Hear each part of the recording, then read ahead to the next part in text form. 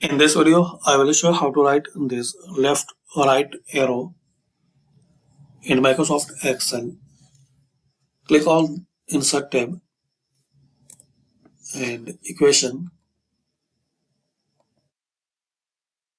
Here click on this arrow, and in this list you have to find out this down arrow or left right arrow, and you will find this left arrow, up arrow, and this one.